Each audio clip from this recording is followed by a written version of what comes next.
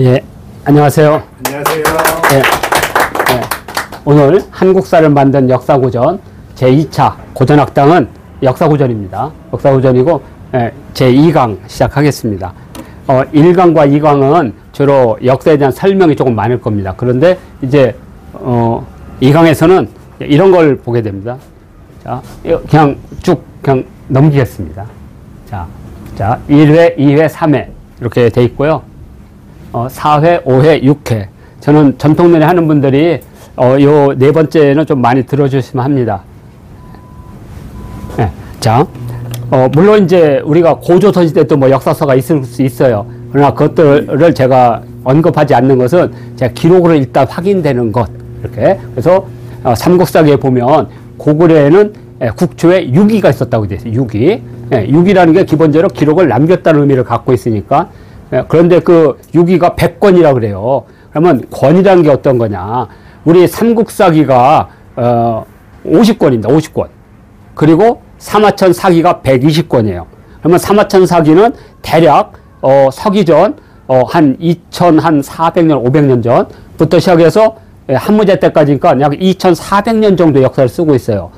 그러면 6위 100권이면 얼마겠어요? 유사하다고 봐야죠.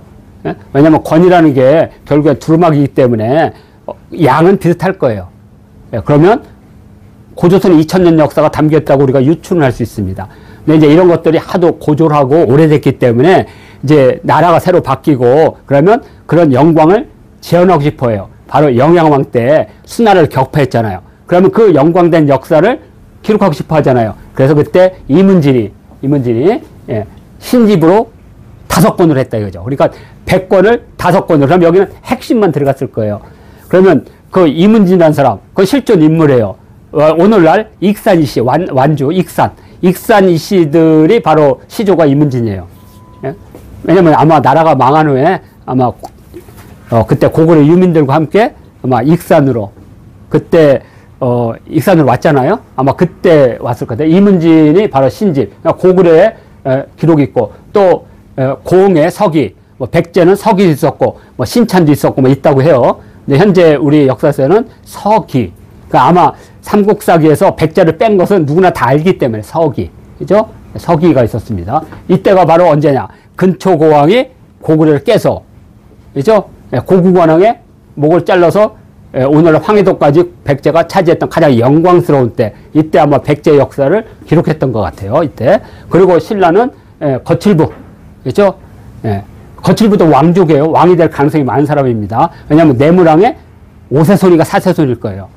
그 거칠부가 국사를 쓰게 됩니다. 545년. 그러니까 이때는 이제 진흥왕을 중심으로 해서 주변 국가를 다 누르고 막 기운이 막 융성해질 때. 자, 그래서 우리가 삼국시대 때 확인될 수 있는 역사책은 국사, 서기, 그 다음에 신집 이 정도로 우리가 확인할 수 있습니다. 안타깝게 우리가 이걸 볼 수는 없잖아요. 그러나 이것들은 아마 삼국사기를 쓸 때 상당 부분 반영이 됐을 것이다 이렇게 판단을 하고 있습니다. 자, 다음 보겠습니다. 자, 고려시대입니다. 고려시대 역사서. 물론 이제 고려시대 때 역사서에 가장 양대 산맥은 삼국사기, 삼국유사 하나를 더 붙인다면 제왕후기입니다. 그러니까 고려시대 때 뭐 3대 역사서. 그러면 사기라는 것은 사마천의 사기에서 따온 말입니다. 사기라는 것은 책 이름이 아니고 원래는 우리 가문의 기록이란 뜻입니다. 그러니까 예로부터 우리가 제1강에서 사자가 사관이라는 뜻을 갖고 있다고 그랬죠. 사관. 바로 이 사를 기록하는데 각 지방에, 그러니까 여기 중앙에 왕이 있어요. 그러면 지역에 또 기록들이 있을 거 아니에요. 그러면 이 사람들이 다 삽니다. 사관이야. 근데 이 사관들의 기록을 다 중앙으로 또 모을 거 아니에요. 그러면 이 중앙에서 그 기록을 관장하는 사람을 태자를 붙여줬어요. 그러니까 태사가 되겠죠? 태사. 그리고 이 태사는 명예직이기 때문에 명예를 줘요. 그래서 자코 중에 제일 높은 자코, 공을 줘요, 공. 후 백자남 중에서. 그래서 태사공이 되는 겁니다, 이 집안은. 그러니까 천자 옆에서 그 천자의 행위를 기록하고 지역에 있는 모든 역사를 수집해서 주나라라고 하는 또는 한나라라고 하는 어떤 그 정통 국가의 모든 역사를 관장하는 그거 됐죠. 지금 말하면 우리 정부 기록물 관장하고 똑같은 거죠. 그래서 태사공 집안의 기록이란 뜻입니다. 태사공 기가 되겠죠. 이렇게. 그래서 이걸 합해서 그냥 사기라고 하는 겁니다. 근데 이게 나중에 역사책으로 굳어진 거죠.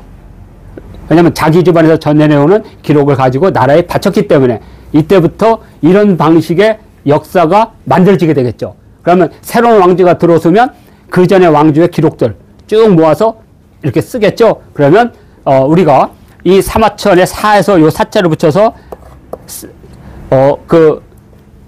우리가 그 사기만 사기라고 뒤가 붙여진 거지. 후대 오면 이 사자가 공통된 역사서를 대표하게 됩니다. 그래서 우리가 뭐 금사, 요사, 청사 이렇게 쓰는 거죠. 원사.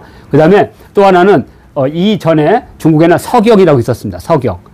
그러니까 서경도 역사책이기 때문에 나중에 역사책을 쓸 때 사자를 쓰든가 서자를 쓰겠죠. 그래서 한서, 이렇게 후한서 이런 식으로 쓰게 됩니다. 그리고 정통성이 없을 때는 사나 서자를 주로 안 쓰고 지를 많이 씁니다. 지.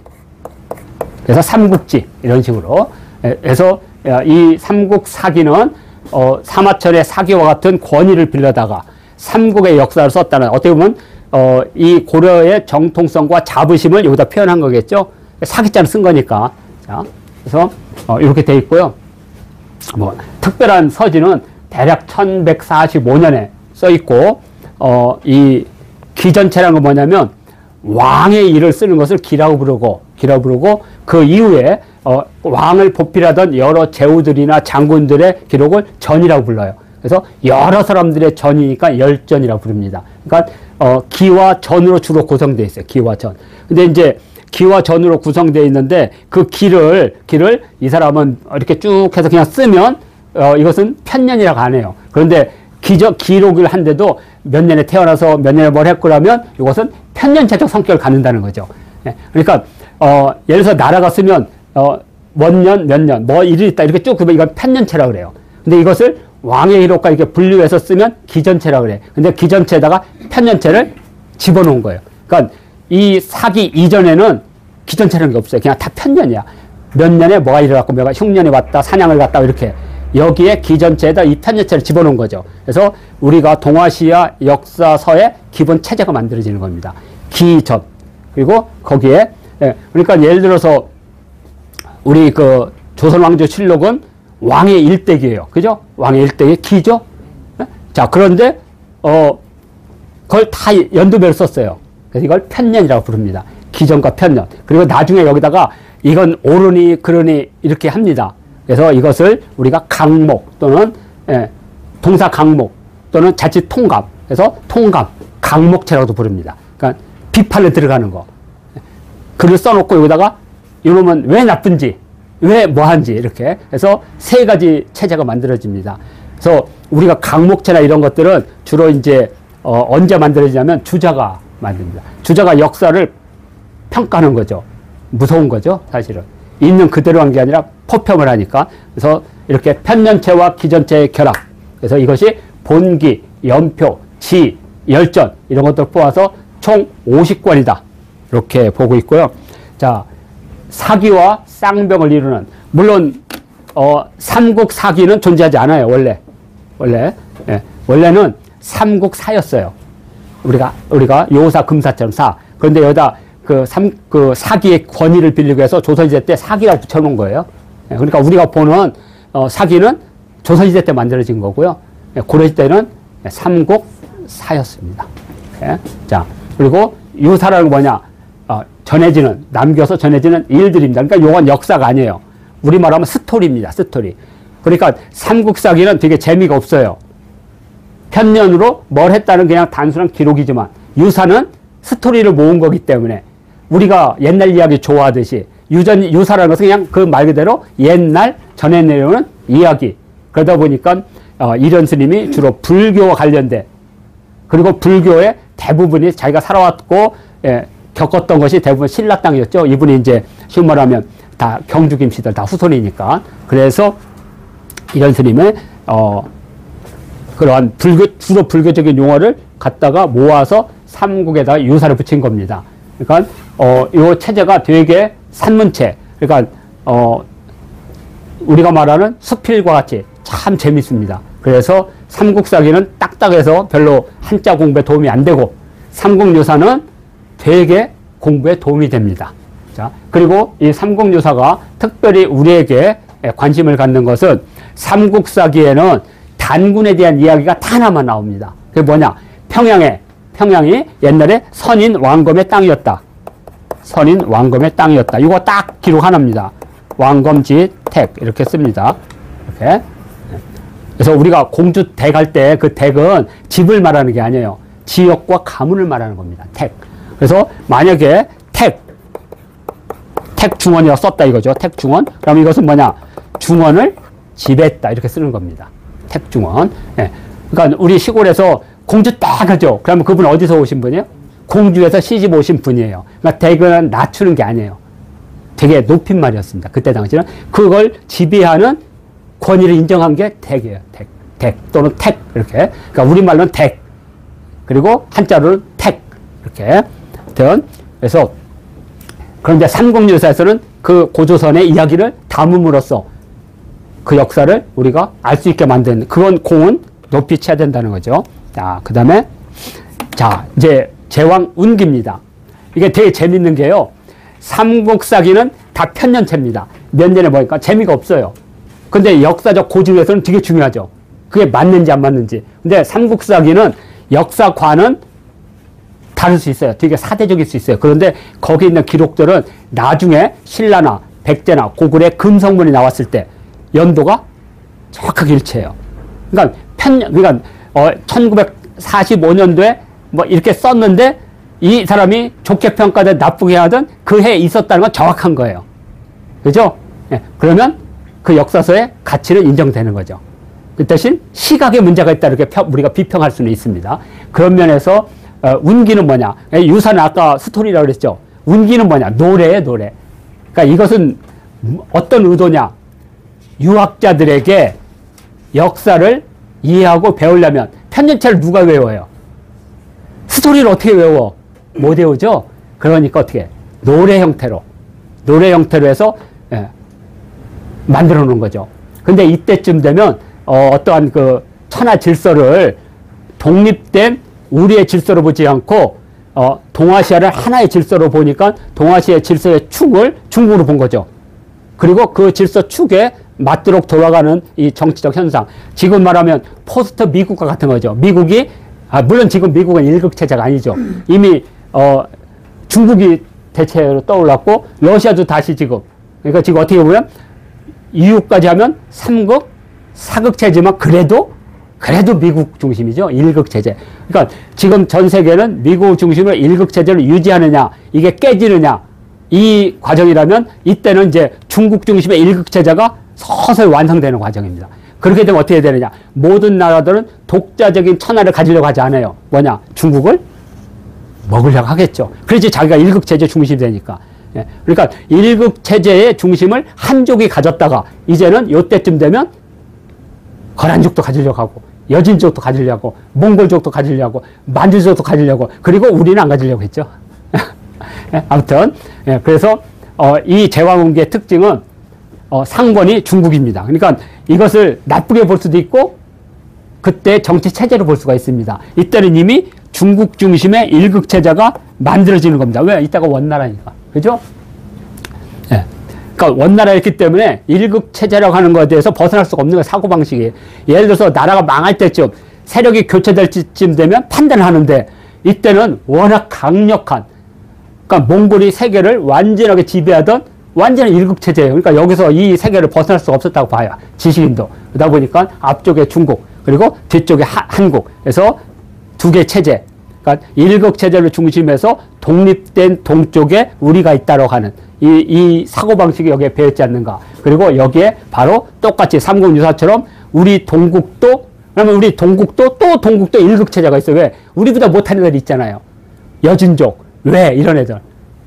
오키나와 이런 애들은 또 우리 밑에. 그러면 또 오키나와는 또 섬주들. 이런 식으로 해서 누층적, 그러니까 일극체제에서 가장 큰 일극체제. 근데 이런 시스템이 도대체 뭐냐? 아마 우리가 고조선 할 때 단군도 그랬을 것 같아요. 전체를 총괄하는 단군, 중앙 집권적 단군이 아니라 연합적 단권, 그러면 중간에 또 단권. 이게 우리가 말하는 뭐 고구려의 오부제라든지 신라의 육부제라든지 이런 거 같은 것 같아요. 자, 이래서 이런 식으로 인식해서 그래서 단군을 넣었다는 것도 참 중요하고 그 다음에 발해사도 우리의 역사 속에 처음으로 기술했다는 것도 높이 평가할 만합니다. 오늘은 제왕기를 아주 짧게 하는 게 아니라 큰 틀에서 그래서 고려시대 때 이렇게 앞에 삼국사기 그 다음에 삼국유사 제왕운기를 고려시대 때 3대 역사서다 이렇게 볼 수가 있습니다. 자, 그리고 이제 나라가 새로 들어섰어요. 조선시대. 그러니까 당연히 자신들의 정통성을 위해서 과거 고려사를 재편집하겠죠. 근데 재편집에서 가장 위험한 게 뭐냐면, 자, 이성계의 정통성이 있어요. 그러면 이성계의 정통성은 과거 왕조의 비정통, 그죠? 비정통이 필요한 거죠. 그러면 어떻게 되느냐? 공양왕, 마지막 공양왕은 이성계의 등극을 위해서 준비된 왕이에요. 그래서 공손하게 선양을 하신 분이야. 그러니까 1000명이 나한테 온 게 아니고 나한테 왔다고 생각했는데 알고 보면 나는 그 1000명을 새롭게 받아온 분한테 전해주기 위해서 잠시 왕이 된 거예요. 그러니까 쿠데타를 통해서 공양을 내세워서 이 사람이 고려의 1000명은 끝났고 새로운 1000명이 왔다. 그래서 공양인 거죠. 공손하게 양유했다. 그러면 공양왕 이전에 마지막 고려는 누구냐? 왜냐면 고려에서 조선으로 넘어왔으니까 바로 공민왕인 거예요. 공민왕. 근데 공민왕의 밑에 우왕이 있고 창왕이 있네? 그런데 우왕과 창왕의 정통성이 있다면 이성계는 쿠데타를 일으킬 수가 없어요. 그러면 우왕과 창왕이 없으면 공민왕 이후에 우왕, 창왕, 공양왕은 고려의 정통성이 없는 거예요. 그러면 그 빈 공간, 왕건이 세운 고려를 재건한 공민왕이 그 후대에 정통성을 못 가진 거예요. 예? 그러니까 윤통이라고 그래요. 정통 밑에 윤통. 그러니까 이제 정통성 있는 왕을 만들기 위해서는 공민왕의 혈통인 우왕과 창왕을 절대로 왕실을 주면 안 되는 거죠. 그래서 고려사는 그분들이 전부 신우, 신창인 거예요. 바로 신돈의 아들과 손자로 만든 거죠. 그래서 우왕과 창왕의 정통성이 없음으로써 공민왕으로부터 고려를 재건한, 그러니까 몽골을 몰아내고 공민왕이 재건했는데 그 재건한 그 정통성을 공양왕을 통해서 이성계에게 넘어가는, 그래서 새롭게 편집하는 거죠. 이것이 바로 고려사라는 거죠. 고려사. 엄청난 거죠. 그래서 여기 신창과 시호. 그리고 우리도 역시 중국의 새로운 일극체제, 명나라를 중심으로 일극체제에 우리도 동국의 주체적인 나라. 그러니까 이게 사대적인데 참 이게 주체적 사대라는 게 참 그래요. 그러니까 뭐냐면 노비인데 떳떳한 노비란 말이 이게 사실 어울리지는 않아요. 떳떳한 자유민, 가난한 자유민은 있어도 떳떳한 노비는 사실 없어요. 노비는 역시 굴종되고 예속된 거예요. 그렇지만 후대에 정신승리하기 위해서는 이 사대가 그래도 자주적이고 작은 나라가 큰 나라를 이길 수 없기 때문에 생존의 한 방법이 이러면 할 말이 없어요. 그러나 적어도 사대는 굴종적이고 노비적인 거예요. 자, 하여튼 이것도 똑같이 일극체제의 관점에서 쓴 거죠. 그래서 우리를 다 제후국에, 그래서 고려사나 이런 데 지민이 이런 거 못 써요. 황제만이 썼던 용어는 전부 다 뭘로요? 다 제후로. 그래서 고려에서는 기가 없어요. 왕의 기. 그럼 뭐냐? 본기가 없어요. 다 세가입니다. 고려 세가예요. 제후의 관점. 이것이 한계죠. 어쩔 수 없는. 자, 그리고 이제 이거에 관계없이 이제 왕의 일대기, 그러니까 왕의 존엄성을 위해서 왕의 일대기, 이게 이제 송나라 때 만들어진 정통성이에요. 그래서 송나라 때 이른바 종묘도 새롭게 만들어집니다. 그래서 그 전에 종묘는 이렇게 건국자, 그 다음에 소묘에서 사대, 그래서 총 5명만 주로 모시던 고묘제였어요. 근데 이제 송나라 때 오면 이것을 뭐라고 하냐? 서상제로 바꿔요. 그래서 왕조의 정통성을 위해서는 건국조만 중요한 게 아니라 내 아버지도 있어야만 내 권위가 생기는 거죠. 그래서 서상제를 만든 겁니다. 그래서 제일 태조부터 시작해서 공이 있는 사람들을 다 만들어놔요. 그래서 자기 아버지 딸을 다 묘에다가 두는 거죠. 그래서 나머지는 다 저쪽 실로 가는 거죠. 이렇게 하면서 권위를 세우니까 송나라 때 만들어져. 왜 그러냐? 그때 바로 새로운 유학에 의한 왕의 정통성이 만들어지기 때문에 그렇습니다. 자, 똑같이 그래서 실록이 만들어져요. 당연히 명나라도 실록이 있겠죠. 송나라도 실록. 다 지금은 없어졌어요. 우리도 고려 때 실록이 있었죠. 근데 없죠, 지금은. 조선 왕조는 그런 역사적 관점. 그러니까 유학이 새로운 정치적 철학으로 등장하면서 왕의 정통성을 표현하는 방법이 실록이었어요. 그래서 이렇게 1391m 철종까지. 근데 왜 우리는 철종 이후에 고종, 순종의 실록을 왜 세계 기록유산에 넣지 않았냐? 이것은 조선이라는 나라가 쓴 게 아니기 때문에. 망한 후에 일본 제국주의가 그 어용학자들을 불러놓고 만들었기 때문에 일단은 조선 왕조가 쓴 것이 아니고 두 번째로는 왜곡돼 있고 그래서 두 개의 실록은 여기에 포함되지 않습니다. 이렇게 보실 것 같아요. 그래서 돌아가신 전대군주의 사적을 편년체로 썼고 현재 세계에 남아있는 어떤 한 왕조의 통치자에 대한 기록 가운데는 완전한 거죠. 가장 길고 명실록도 이보다 짧습니다. 나라가 짧잖아요. 청실록도 마찬가지고. 그런데 500년의 역사를 기록한 진짜 전대무만. 그래서 1997년에 세계 기록유산이 됐고요. 우리 유튜브를 이렇게 신청하신 분한테 한번 물어보세요. 조선왕조실록 첫 번째 기록은 과연 무엇일까? 마지막 기록은 무엇일까? 많이 알아요. 조선왕조는 한 번도 생각해본 적이 없어요. 우리는 그냥 상식적으로 생각하면 돼요. 조선왕조 첫 번째가 뭐겠어요? 그죠? 태조의 등극이겠죠? 그러면 조선왕조실록의 마지막 뭐겠어요? 고종의 등극이겠죠. 왜냐면 항상 그 마지막에는 전왕조가 돌아가시고 새왕이 등극한 것을 반드시 기록해야 되기 때문에. 그래서 정통성 생기는 거니까. 그죠? 유언으로 남겼던, 고명으로 남겼던. 그러니까 이게 상식인데 이게 잘 안 되는 거예요. 그래서 이따가 다 볼 겁니다. 도대체 어떤 기록이 있는지. 자, 이렇게 해서, 조선왕조 실록까지 이렇게 봤습니다. 자, 그리고 이제 또 하나는 과거의 역사를 요약하는 게 있습니다. 자, 그러니까, 고려시대 때 삼국사 저료를 만들면 되는데, 고려 때는 삼국사를 만들었잖아요. 그러니까 저료라는 거 뭐냐면 중요한 것을 모아놨다는 뜻입니다. 중요한 것, 절요입니다. 그래서 삼국사 저료. 그러니까 고려시대 사람보다 조선시대 사람들이 삼국사를 더 잘 알게 되어 있습니다. 왜? 핵심만 쫙 모았기 때문에. 그래서 지금도 우리가 급할 때는 삼국사 저료를 봐요. 왜냐하면 삼국사는 너무나 많기 때문에. 그래서 저료가 만들어집니다. 그리고 또 하나는 고려사가 또 중요해요. 고려사도 엄청 양이 많잖아요. 그러니까 핵심적인 거.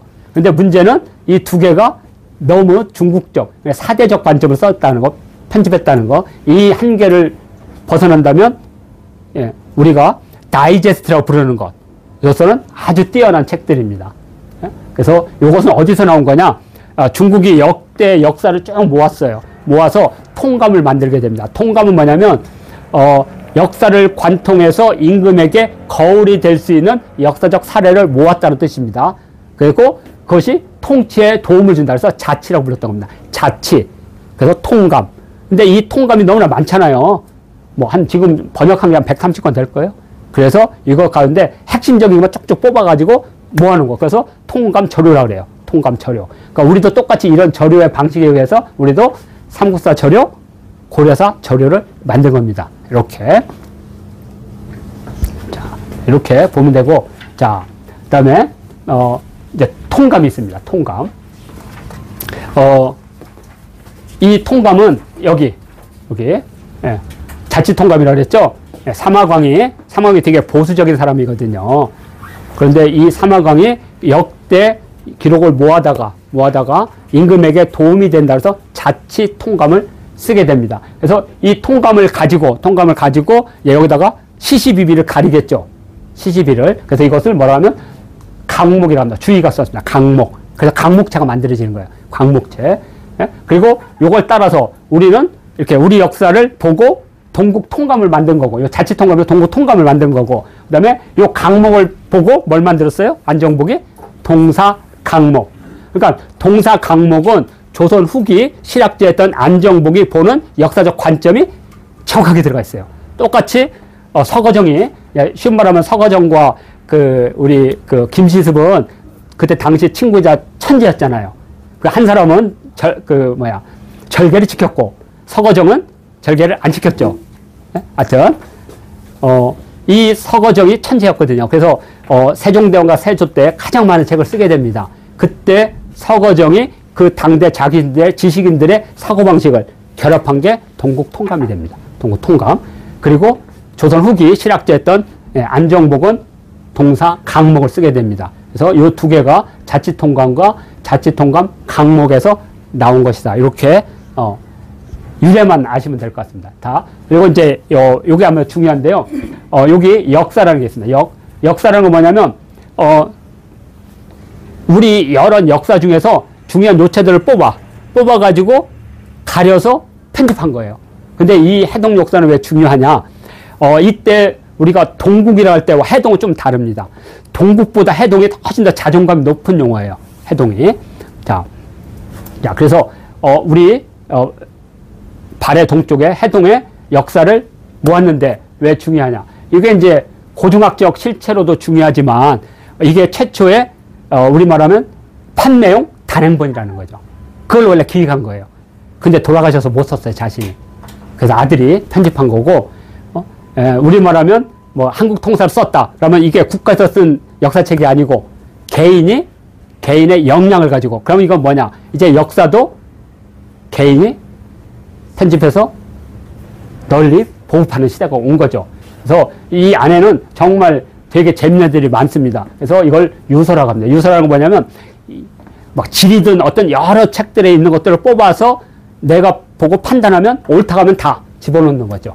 그래서 해동 역사에서는 기존에 없는 우리 유교적 사관이 아닌 다른 여러 기록들이 많이 포함되어 있습니다. 그래서 해동 역사가 이렇게 되어 있고요. 청나라의 마숙이 쓴 역사를 여기다 해동자를 붙인 겁니다. 해동자를. 그러니까 우리나라 조선시대 역사책은 대부분 중국에서 책이 나오면 그 체제 방식을 따라서 거기다 동국이나 해동을 붙이는 겁니다. 이렇게. 자, 이제 아마 마지막이 될 것 같아요. 이게 이제 근대입니다. 이제 근대는 누구나 다 역사를 쓸 수가 있습니다. 자, 그런데 문제는 뭐냐? 우리 단군부터 시작해서 쭉 역사를 쓰는데 이 역사책을 우리 한국인이 썼다는 게 아니에요. 우리 한국 최초의 통사는 일본입니다. 하야시 다이스케 인테보라고. 그러니까 1892년이면 일본이 우리를 집어먹기 위해서 한국사를 한 겁니다. 이 체제. 근데 이 체제를 지금 못 벗어나요. 지금도. 왜? 누가 최초로 만들면 그 체제를 벗어나는 게 쉽지 않습니다. 그래서 그 체제를 벗어나려고 했던 사람이 누구냐? 바로 단재 신채호입니다. 동국사략도 결국엔 다 베낀 겁니다. 결국에는. 벗어나지를 못해요. 근데 이 체제를 한 번에 싹 바꾼 거. 왜? 사유 방식이 전혀 유학자적 사유 방식을 쓰지 않았어요. 단재는. 그래서 단재는 기존의 유학적 사유 방식에서 우리 전통적인 그리고 우리 대종교나 이런 단군교와 같은 것과 또 서양의 무정부주의까지 받아들였죠. 그럼으로써 이 기존에 있었던 역사적 체계와는 전혀 다른, 근데 이것이 현재까지 개선되지 않다는 거죠. 제가 사실은 이 조선 상고사 1941년도에 31년째 만든 조선 상고사 해제집입니다. 해제집. 근데 이것이 참 널리 팔리면 좋겠는데 웅진에 이 그 백과사전 속에 포함됐어요. 여러 총서에. 그래서 낫권 판매가 안 됐다는 게. 이 낫권이 이제 없어지고, 그러니까 총서가 없어지고 낫권으로 바뀌면 참 좋을 텐데, 안타깝게도. 그래서, 이거고, 이제 이런 2021년도에 제가 쓴 한국통사가 이제 누구나 쓸 수 있다는 거죠. 그러니까 역사를 공부한 사람들이 가장 하고 싶은 게 바로 통사였던 겁니다. 그리고 이제 누구나 시민이라면 자기 관점으로 쓸 수가 있는 거죠. 이제 역사는 역사가의 전유물이 아니기 때문에. 자, 이렇게 해서 우리가 삼국시대부터 현대까지 역사서에 대한 변화를 봤습니다. 자, 이렇게 해서 1회 2강 마치도록 하겠습니다.